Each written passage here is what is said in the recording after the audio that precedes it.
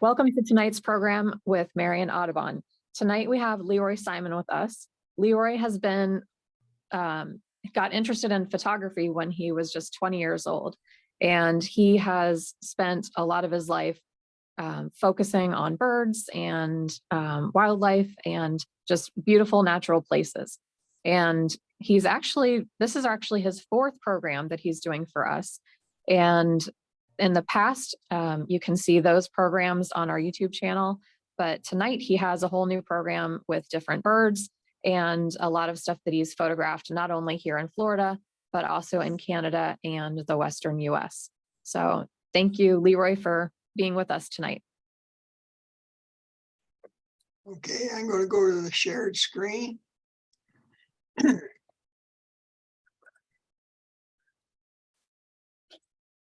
Start it. Excellent.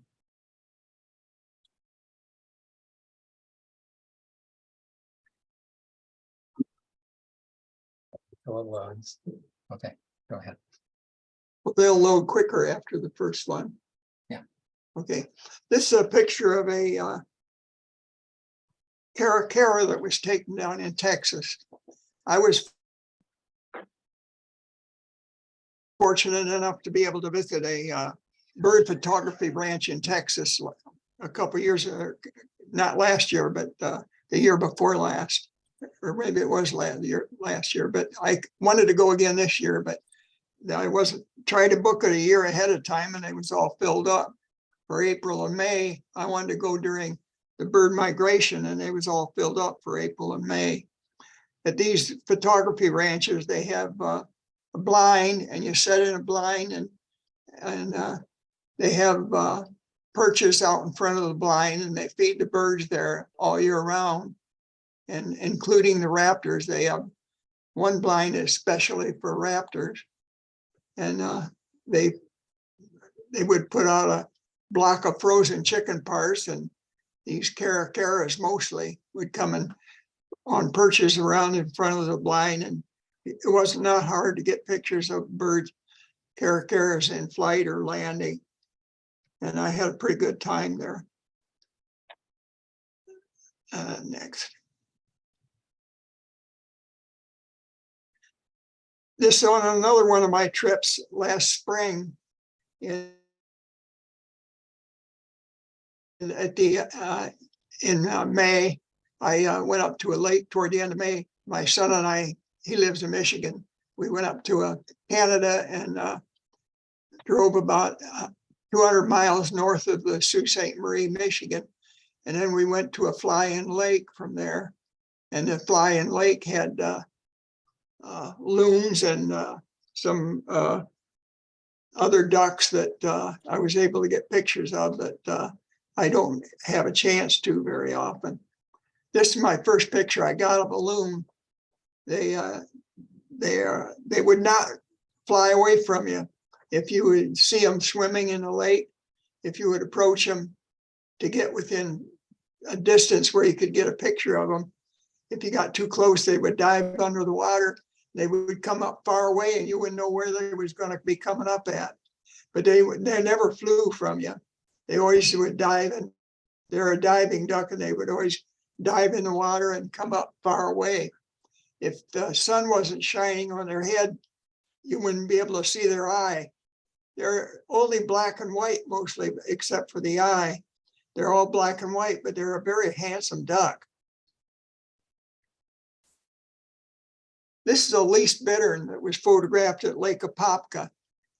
And I haven't been able to photograph least bitterns except this year I found a couple of them in Lake Apopka Wildlife Drive. And that's where this one was taken. And then I had one more shot of a least bittern that was taken on a different day at Lake Apopka.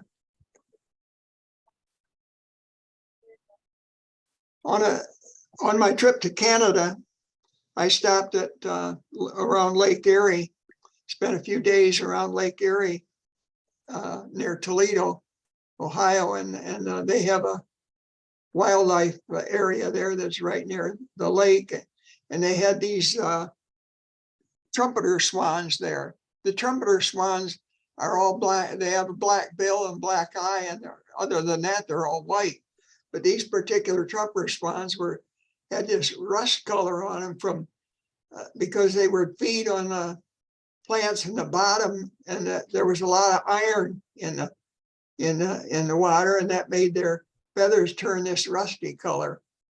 But normally in the wild, they would look more just white, mostly all white. This, on the way up to Canada, I stopped at South Carolina at a place called Swan Lake. It's in North Carolina or South Carolina. I think it's South Carolina. And they have several different kinds of swans there. And the swans are not, they don't have their wings clipped. And they could fly away, but they've been there for years and they've been fed, and they just stay in this lake that is open to the public at no charge. And they have a pathway that goes all the way around the lake. And you can see different kind of swans there. This one is one that's been domesticated or semi-domesticated a lot of places. And this is a mute swan. It has the orange bill. And this is the mating pose where they raise up their back feathers. The next image is one where the way they normally swim when they're not in a courtship. Here he put his head under the water and got in, pluck weeds on some weeds that grow below the water. They just reach down and get these feeds, gets this vegetation that they feed on. And here you can see his feathers aren't up in the air on his back, they're laying more flat. Another swan that was at this lake was Coscorba swan. It's from South America. And it kind of looks like a cross between a swan and a duck is what I thought, or a goose. Kind of looks like a cross between a swan and a goose, but it's considered a swan. It's from South America in the wild. They had quite a lot of black swans there, and they're from Australia, and they're all black except for their bill is red, and they had a lot of them there. These swans have very long necks, and they reach down below the water and get feed on the vegetation, and then when they raise their back up, then the water drips off of their bill. Here's a close-up of the black swan. You can see it's unusual looking bill, very striking. There's one that was swimming toward me. And up in when I was up in went up to Canada, I stopped along Lake Erie and saw some Canada geese. And I've seen Canada geese before, but up there I got a chance to photograph some of the babies. And here was a baby that was kind of picking his way through some weeds, and they kind of fend for themselves, but their parents, the parent birds watch over them. And here's a picture of an adult that's watching over a group of the babies sitting in the grass. And these are kind of, you can walk close to them and they don't mind it. But if you get too close, then they'll scoot all the little swan babies over toward the water and swim away. This is a picture of a Canada goose that was landing in the water in Carolina. And I put me in mind of a water skier that looks like that's the way water skiers kind of go. But he was just coming in for a landing and use his feet to slow down. This is a couple fulvulus ducks, or fulvulus whistling ducks, that is a bird that's found in Florida, but not very many places, and it's easiest to find them at Lake Apopka. There's quite a lot of them there, and you might not see them every trip, but more often than not, you'll find them in Lake Apopka. I thought it was unusual that they had a dark wing above and below on the underside, the wing was also dark. And I had no idea that their wing would be dark on both sides until I see them flying in like that. There's one that was bulbous whistling duck that was just gliding along in the marsh. This is a picture of a Rudy duck. This was taken out west in Ruddy. Ruddy. Okay, Ruddy. And it was taken out west at a wildlife preserve in Utah. They have an unusual bill. A bill is, it looks like I took a paintbrush and painted his bill, but that's the way they look. And at least when they're courtship, they put their tail straight up in the air like that. I don't know if they swim like that ordinarily, but at least when their courtship is on, they swim around with their tail straight up in the air. This is a trio of ringneck ducks that were taken in Lake Apopka. And that's a very common duck there in the wintertime. And there was this 3 of them that were flying over the marsh. And here's a picture of a female that was flying over the marsh. They call it a ringneck duck, but you don't hardly ever see the ring on the neck. The ring on the bill is you see that pretty easily. And this is a green-winged teal that's doing a wing stretch. I like to photograph birds doing wing stretch. And this was taken at Ocala Wetland. And I don't know if they're still around, but there was a few of them that were hanging around for at least a couple months during the winter. And they were in a pond that was right close to the entrance where the water was real shallow, and there were other birds in that shallow water. There was quite a few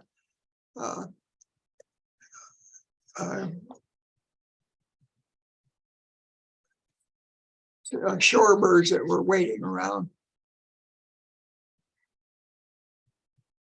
And there's the female of the green-winged teal. The female is rather plain looking, but it does have the bright green patch.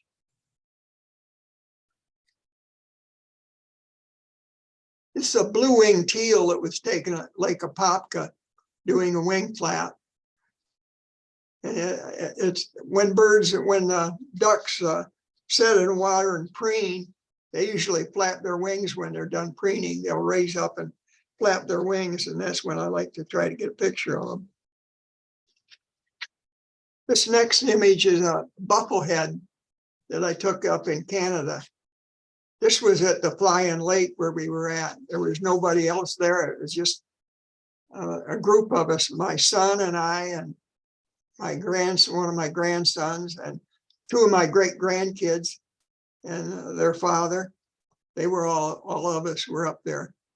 And we stayed in a cabin and went out, and then we had a couple different boats. We went in and fished, and I was there mostly to look at birds, but I did catch a few fish.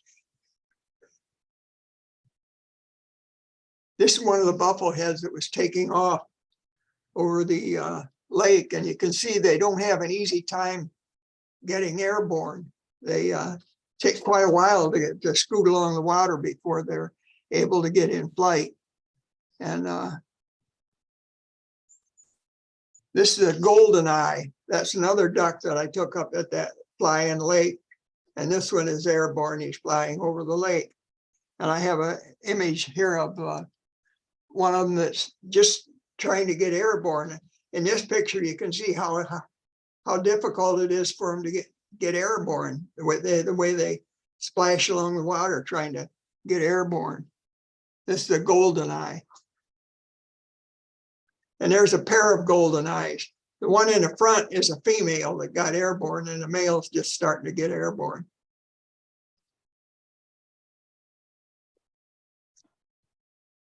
I don't know how this picture got in here, but that's the only picture I ever got of a gray fox that was taken down in Texas. common snipe. These common snipes were taken at Ocala wetland, and they were fishing around in this pond. It was a shallow pond and a bunch of weeds. And there was this pair of them that was looking for something to eat in the shallow water in the pond. And there's another that was taken in the large pond when the water was almost gone from it. This here about a couple months ago, and they're kind of a secretive most of the time. It's an image of a gray-headed swamp hen. This is a gray-headed swamp hen that has been gradually becoming naturalized. That it's considered breeding in the wild, but not really considered as a natural species just yet. But they will probably become naturalized, where they're considered a nature, but they originated in Southeast Asia or Southern Europe. There are not a lot of them there, but they do have them in Lake Apopka. That's where this one was taken. This is a red-tailed hawk that was soaring above the marsh at Ocala wetland. The juveniles don't have the red tail.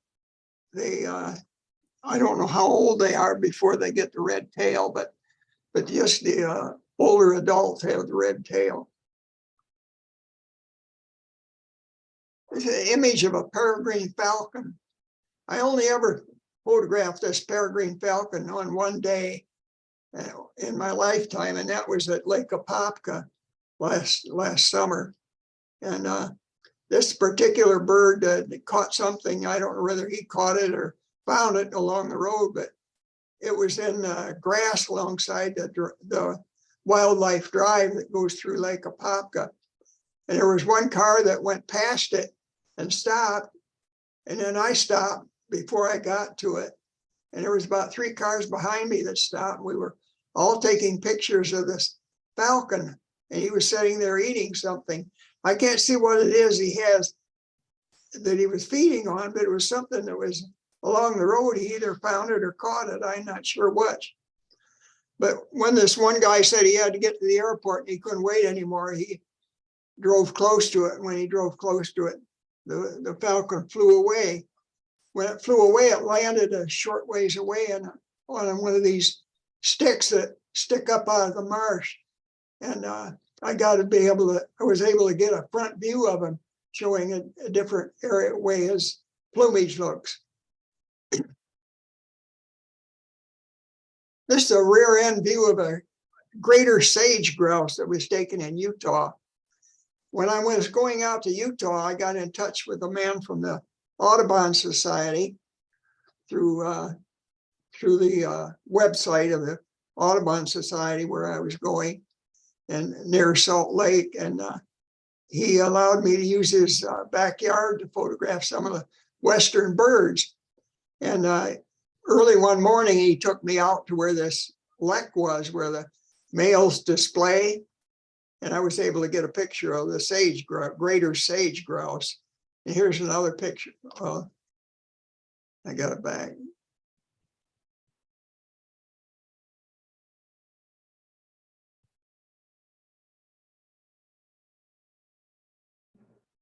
How do you go back?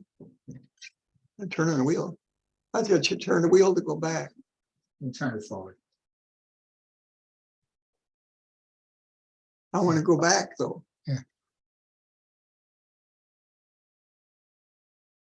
There you go. Yeah, this is the pair of the sage grouse that were squaring off for a fight. And they was undisturbed by our cars. There was about 3 of us, or 3 or 4 of us that was parked along the fence, and they were quite a ways out in the field. And then a tour bus come along, and several people in the tour bus got out of the bus. And when they got out of the bus, all the birds flew away. And my friend that took me out there, he would give them hell because they scared all the birds away. The rest of us got there half hour before sunrise, before even the first light. we got there when it was still dark and parked along the fence. We was all sitting in our cars taking pictures of them.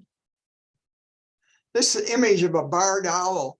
This was taken at Fort King on a bird walk with the Audubon Society. I would have never seen it, and probably maybe some of the others wouldn't either, but one of the ladies in our bird walk group had a very keen eye, and she spotted this owl up in a tree that was in a area that was not lit very well. I did quite a bit of work on a computer to get it to come out to show it this well. But thanks to her, I was able to get pictures for the first time. This is a Franklin gull that was taken in Utah on an island in Salt Lake. And in that same general area, there was a California gull that was in flight that was taken out there. And here, this is a herring gull that was taken up in Canada on our fishing trip last spring. This is a male kingfisher that was taken at Lake Apopka. And at Lake Apopka, I stayed in a car to photograph the kingfisher and just took it out the window and got a pretty decent image of it. And then the female looks quite a lot more showy. This is the female that was taken on a bird walk at Ocala, Tuscola Park. That's up in Ocala. And that was on a bird walk with our Audubon group. This is the common gallinoo that was taken at Apopka, Lake Apopka. And these two were having a battle, and the coot was just an observer that was looking on, watching them, but not getting into it. Here's a closer view. They were really going at it. The one bird was just swimming away, and the other bird chased it. When they caught up to him, they started fighting. This is an image of a Steller's jay. This was taken at my friend's from my friend's blind in Utah. When I went out there, I got in touch with him, and he had a blind in his backyard and bird feeder set up, and he let me use his blind to set in there and take pictures of birds that came. And I was able to get some of the Western birds that I would not otherwise have seen. This is a picture of a starling that was flying into for a landing. This was taken up in Ocala wetland. And I got several pictures of them flying in to land on a tree. I would set my tripod up with my camera on a tripod and setting down and using a cable release. But when I would see a bird flying up toward the land, I would go and take some fast pictures of it, and hopefully getting one that was in good flight shot. This was probably my best one. This was taken at the bird ranch in Texas. This was a green jay. And this particular green jay has his second eye closed. He was bothered by this honeybee, and there was outside the field of view here, there was a piece of orange that was sliced in half and put on a stick. And the honeybee and the jay were both interested in this orange, the fruit. And the bee was flying close to the bird. This was not photoshopped. He was just like that. And the bird has these inner eye, they call a reticulating eye or something like that. They have an inner eye that they can close for protection. I don't know. I guess they can still see through it a little bit, but it's closed for protection. Normally his eye would look black.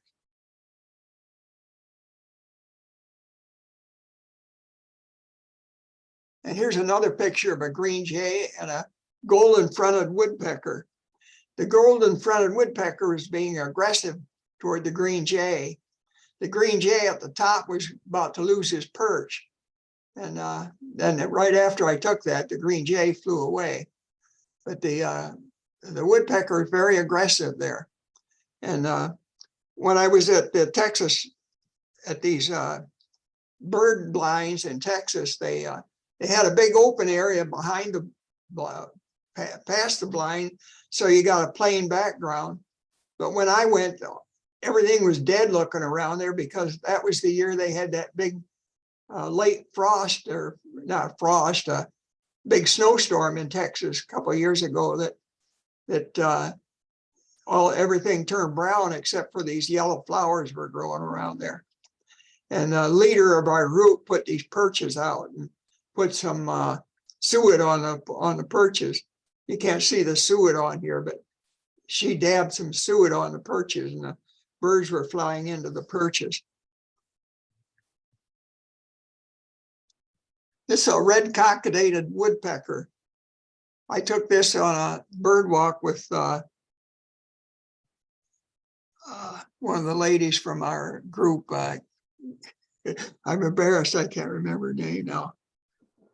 But she took me up to this place in Marion County where they have these cockadated woodpeckers. The red cockadated woodpecker has a small patch of red on the back of the male's head, but most of the time you can't see it. You can't see it in this picture. But unlike the downy, it has more gray on the breast. It has this large white cheek spot. It's the quick identification of seeing a woodpecker with a big white cheek spot. And the trees that they were on were painted white around the bottom of the tree. So when you drive around through this wildlife preserve, you see a group of oak trees with white painted around, all the way around the bark at the bottom of the tree.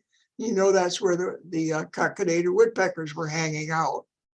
So that's what we did. We was able to, both of us able to get pictures of them. This is another image of that same perch up in Ocala. And this is a fish crow that was coming into land on this perch. And most of the time I can't tell a fish crow from a regular American crow, but the fish crow has a shorter squawk than whereas the American crow, regular American crow, has a long drawn out caw, where the fish crow has a little kind of a little short squawk. It's just a little bit smaller than the regular crow.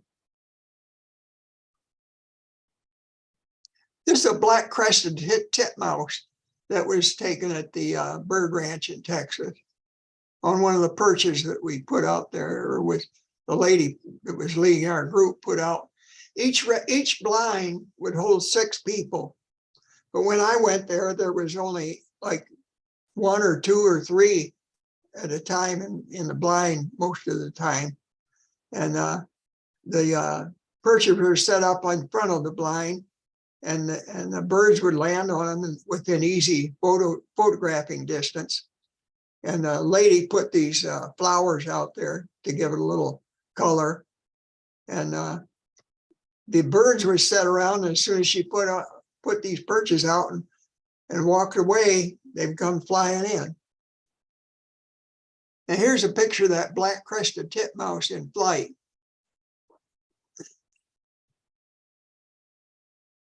This is a picture of a blue-gray gnatcatcher taken at the wetland in Ocala. And they were kind of hard to get pictures of because they fled around in underbrush close to you. They'll be close to the path you walk on, but they fled around real fast and hardly ever stop long enough to focus on them and get a picture. And this one was just starting to fly away. This next image is one I got. They cock their tail up a lot, and it's called a blue-gray gnatcatcher.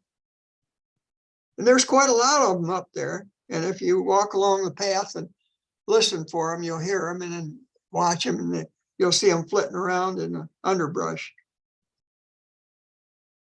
It's a long-billed thrasher that was taken in Texas. It looks a lot like the the brown thrasher that we have around here, but it's more dull colored. It's not the bright brown that we have. We have a more colorful one here, the brown thrasher, but this is a more dull colored one. And each blind, this was taking it from the blind in Texas. Each blind had a pond in front of it.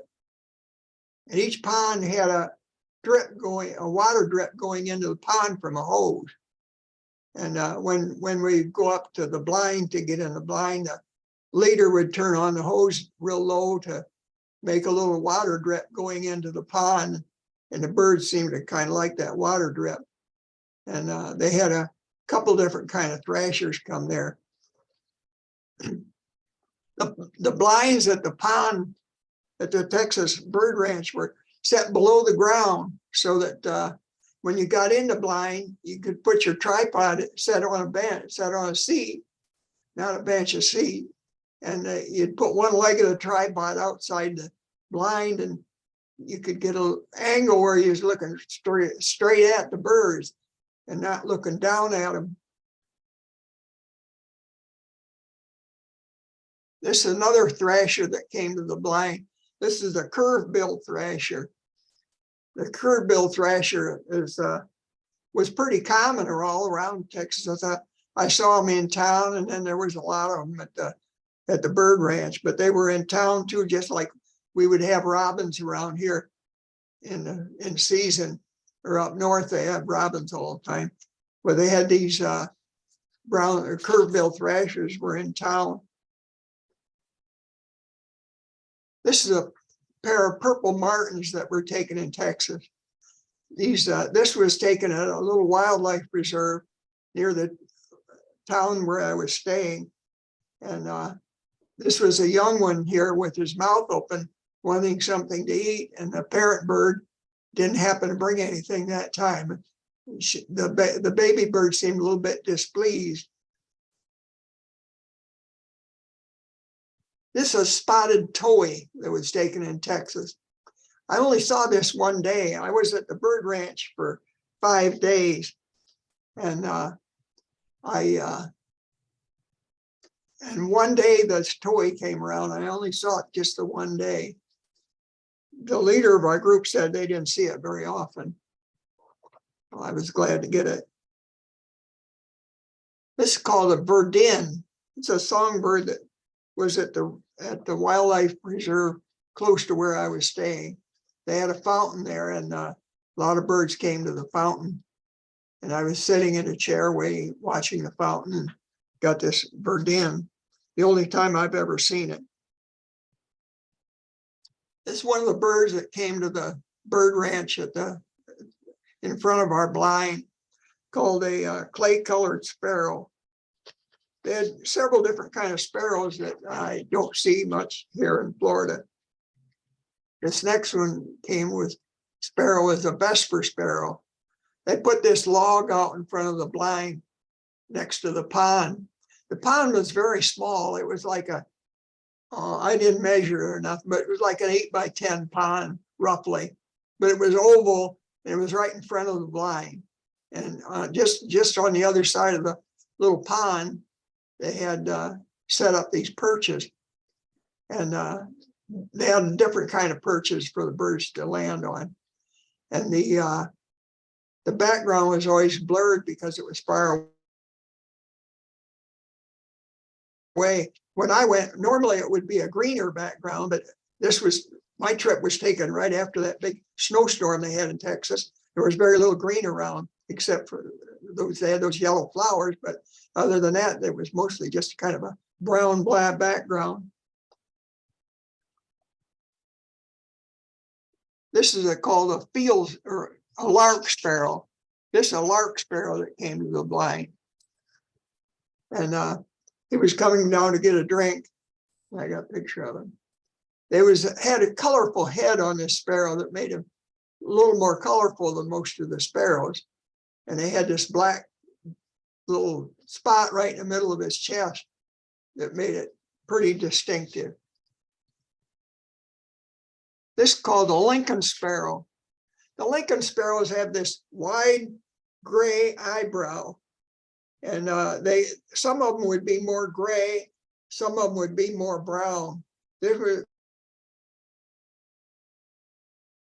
one was kind of brown and gray together, but it came down to the pond in front of the bird blind. This is an olive sparrow that named for the olive color on the wing and tail.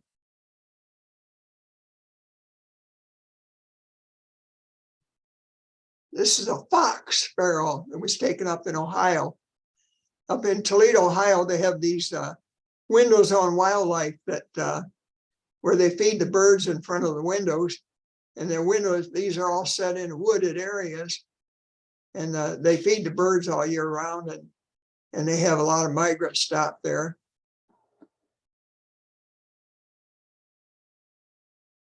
This is a bobolink that was taken in Gainesville. They have a lot of bobolinks go through Gainesville in the spring when the wild rice is ready for them to feed on. And I saw a lot of them up there, like probably more than 50. And every time I saw one, it was on this wild rice. And that's the way it looked from looking at it from the frontal, kind of a frontal view. They had a lot of black on them. And this neck patch of a kind of a beige color, brown colored, tan colored neck patch. And then the next picture shows how they look from the back. This particular picture I really like because I like the symmetry of the design of the wings and the tail and everything. Is very, very pretty interesting symmetry, but of the pattern on his wings. This is a golden winged warbler that was taken up in Michigan. Before I went up to Michigan, I got in touch with through the internet. They have Go Birding with the Birding Pal on the internet that you can look up in different states. You can look up people on this Go Birding with the Birding Pal, and they have professionals that take you around, but they have a lot of amateurs around that you can get in touch with. That'll take you to where you can see different kind of birds. And I got in touch with this man from Michigan that was this was taken about 70 miles or so west of Saginaw Bay in Michigan. And I got in touch with this guy that would take people around to see birds, and he used bird calls and kind of attracted some of them into it within photographing distance. And this one morning there was it was kind of a bland day with just kind of a dull sky, but I added the sky from a different image, and I thought it looked better that way. I had a picture where he was closer, and the bird looked better, but he had a big branch right in front of him, so I chose this one. This is another bird picture that was taken that same morning. This is a chestnut-sided warbler. And most of these warblers I've never seen except that one trip when I got in touch with this birding guy from near Saginaw Bay or in Upper Michigan that would take people around to find these birds. And I got in touch with him. He had a large family. He had about 8 kids, and they were all young kids. And I took them all out to dinner afterwards.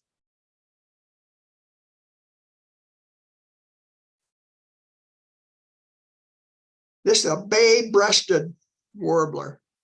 It was taken. That shows the sky the way it looked on that particular morning, without any clouds, just a kind of a whitish look to the sky. But that's the way the clouds were that day. This is a black and white warbler taken that same morning.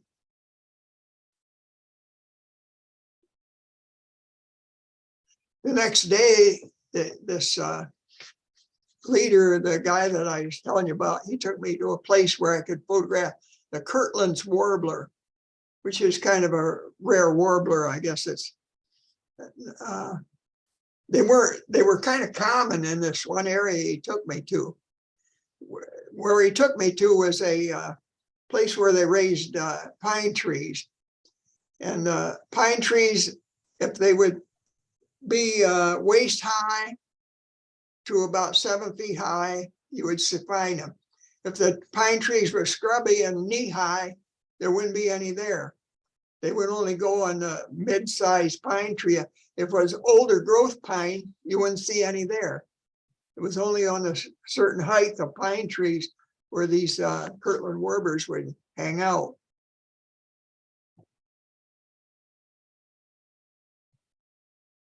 And this is the female of the Kirtland's warbler. The only picture I got where you could see it halfway as good was it had this branch in front of it. There were some of them were sitting on the top of a tree, but they was always backlighted and just looked more like a silhouette. This is a common yellow throat that was taken that same day. And here again, I added the sky, and instead of having that black sky like I had the bay-breasted warbler, I added the sky from another picture with the clouds. The only time I've ever got a picture of a redstart was on this trip to where I went up with this birding friend that took me around where some of the warblers were, and I got this picture of a redstart. The only time I've ever seen it. You might find it around going through here in the spring, but very short time that they would spend here. This image is of a yellow-billed cuckoo. This was taken along Lake Erie, a famous birding area that was along Lake Erie near Toledo. It's about 20 miles from Toledo, or 20 or 30 miles from Toledo along Lake Erie. It's McGee Marsh was where it was. And this is a picture of a painted bunting that was taken at Fort DeSoto. I put this picture in because when I did my first bird show, my first bird program, perching birds, I misnamed this bird, so I put it in here.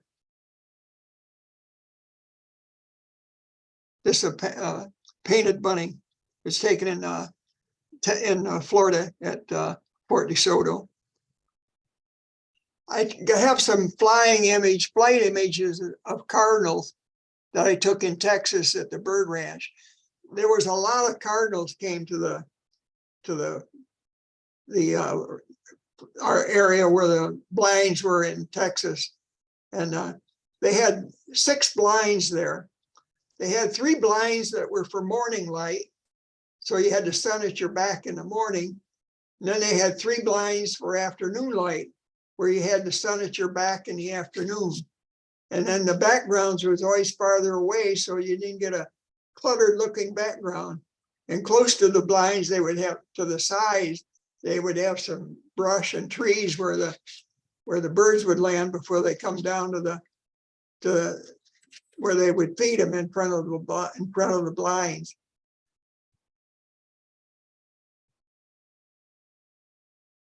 And here's a picture of the male that came in front of the blind. The leader of our group set these perches up, and here, in this case, there was a pole there that she clipped this vine to, and then she put a little stake at the bottom and tied it off at the bottom so it went across like that at an angle. And then she put some suet on the inside of these seed pods, and some of the jays and cardinals and other birds would land on this vine trying to get some of the suet out of these pods. This is a bird that's related to the cardinal. It's called a pearloxia from Texas. And it has a crest that's a little bigger than the crest on the cardinal. It seemed pointier and a little higher than the cardinal crest. The bird's about the size of a cardinal. The female is just more drab and the male is more colorful. It's not unusual. This is a picture of an eastern meadowlark. This was taken at Overstreet Landing. I gotta get a drink.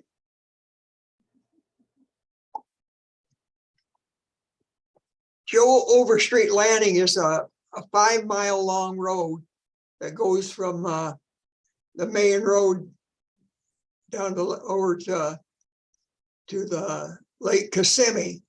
And along the road, they have fences along both sides of the road. And the meadowlarks like to land on the fence or on the fence post, usually the fence post. And then they would sing in the mornings, and they would feed on stuff in the meadows. And they had cow pasture on both sides of the road. And the road was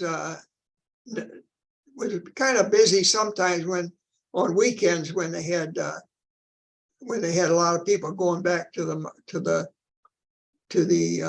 lake to fish, or in the weekdays sometimes they'd have trucks going down. I always like to go on a weekend when the trucks weren't going back and forth.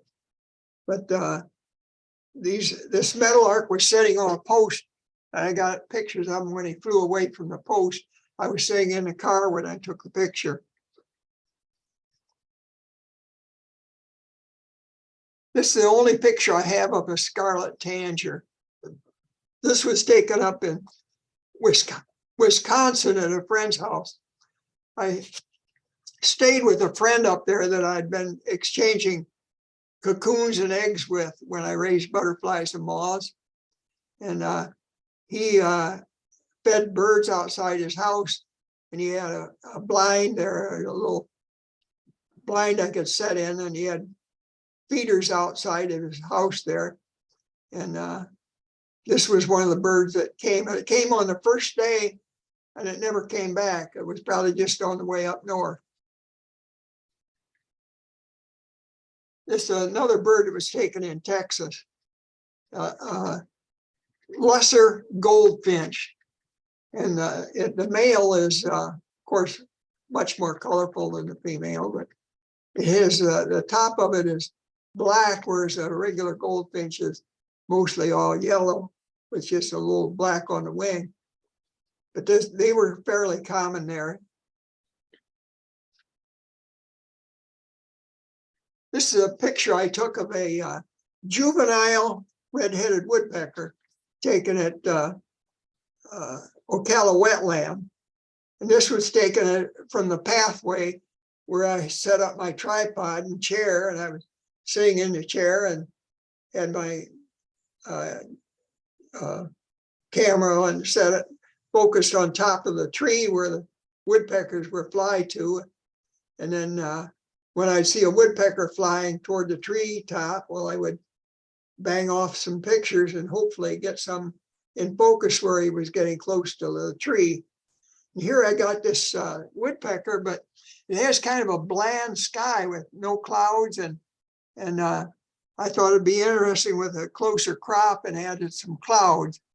And here is one where I added some clouds to it from another picture. And when I add the clouds from another picture, the sky is always a little bit different shade of blue from one picture to the next. So the sky here is a little bit different color, but the picture I think looks a lot better with some clouds added to it and a cropping. When you're cropping a picture, if the picture is more taller than it is wide, it might look better in a vertical. But if it's wider than it is tall, or the scene you're looking at is wider than it is tall, then a horizontal picture would probably look better. And that's the end of my program. I hope you enjoyed it. Thank you, Leroy. That was great, as always. This woodpecker here was flying up toward the tree, and I I banged off a few pictures, and when I put it in this picture, I always try to use the computer to make my pictures look as good as I can. And what I did here, the bird was on the other side of this tree, flying toward the tree from the other side. So when I presented it, I reversed it so that I had the woodpecker coming in from the left and flying toward the tree. And this way, the woodpecker looks like a lead-in line, and the tree looks like a stopper to keep you from going out of the picture. That's one of the things you think about when you're composing your pictures or arranging them later after you took the picture. Well, is there any questions? Probably not. Leroy, I job. just wanted to say I love the green jay photos. I think those were my favorite. Green jay. Yeah.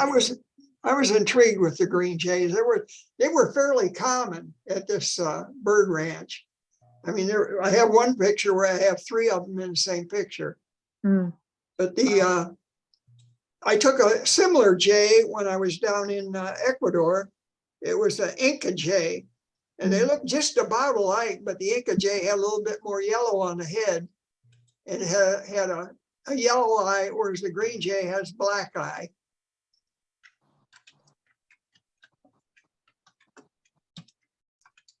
I plan on doing another program next year. It'll probably be my last one, about birds that I've got some more birds in the tank that I want to do in my next program. Plus, I'm going to figure on taking some more nice pictures this year that I hope to get. I'm taking a couple trips. I'm going to Costa Rica for 8 days in April. I'm going back up to Canada for about 8 or 9 days up in Canada. And I expect to get some good pictures around here. So I take birds where I can get them. It was a beautiful presentation, Leroy. I appreciate it so much. And I learned a lot tonight. I was Googling what is a blind, and I'm fairly new to all this. These blinds that I had at the bird ranch, this was a professional bird ranch. You know, they feed the birds all year round. And it was in the middle of a big area that I don't know how many acres it was, but these blinds were in, like, we drove into the bird ranch. It was all like brushland with a lot of brush, and then they had clearings where they had the bird blinds set up. They'd have a clearing, so you was looking out at the birds, and you didn't have any trees right behind them, but you had trees on both sides and behind the blind, so the birds had places to perch before they came up to the blind. And they would set these perches out in front of the blind where it would be a good place for the birds to land.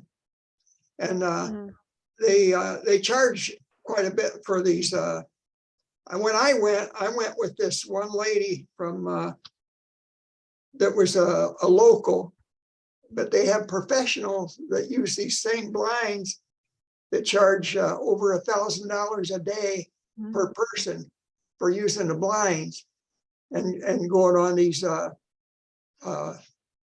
bird things. They'll help you. They'll help you get the pictures if you don't know how to take them. Like if you're a newbie, they'll help you, tell you how to set up your camera and that to try to get pictures. And they have, like, a blind can hold 6 people. But when I went at the time of year when I went, there was not that many people, and it was just after COVID, and there was not that many people there. But like some of the days we had like 3 people in the blind. I think one day we had 4, but a lot of times it was just 3. But a blind will hold 6 people, and they sit on chairs. And blinds are made so that, except for most of them are made so that you are sitting down where you're looking straight out at the birds and not looking down at them or up at them. Like you see a lot of times you have to look up to see the birds. Well, they're right in front of you. And makes it nice for photography. And this lady that I went with, she charged me like, she charged like $350 a day to use the blinds, and I was there for 5 days. So I had quite an opportunity.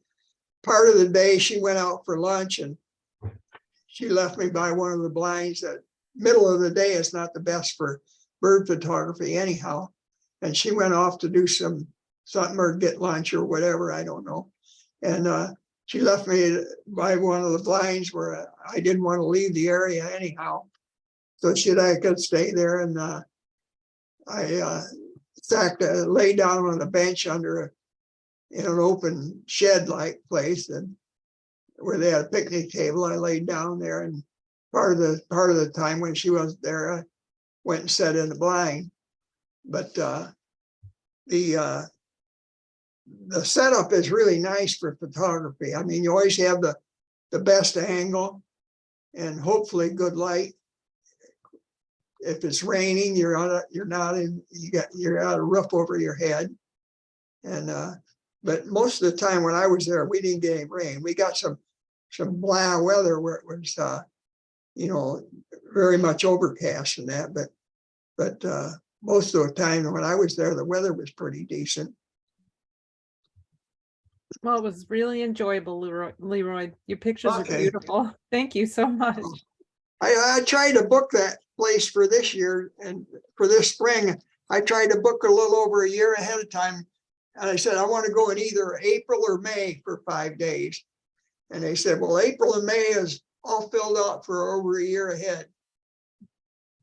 But that's when they have the birds there all year round, but the most colorful are in the spring migration, which is, your key time of the year. Leroy, what's the probably name of won't that be back place? there. Sorry. What's the name of that place, Leroy? The heck was it? La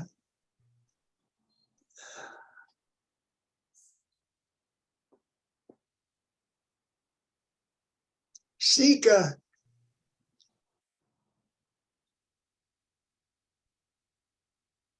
Well, I can't remember the name for sure. Okay. It was near there's a little town about 25 miles from it where I stayed. I stayed at a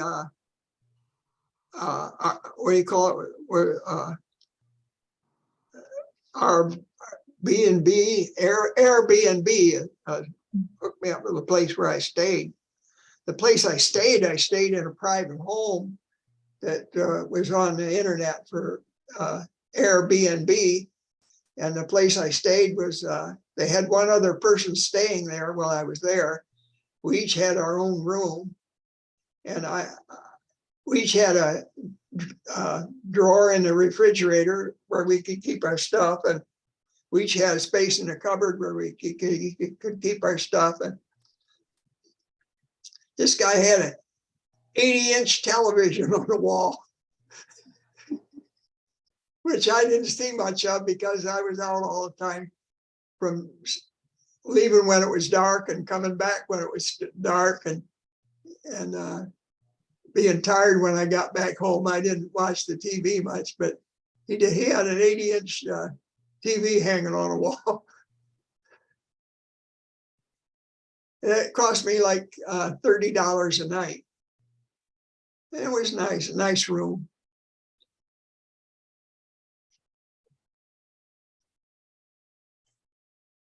All right. Well, thank you so much, Leroy. We had a lot of nice comments in the chat too.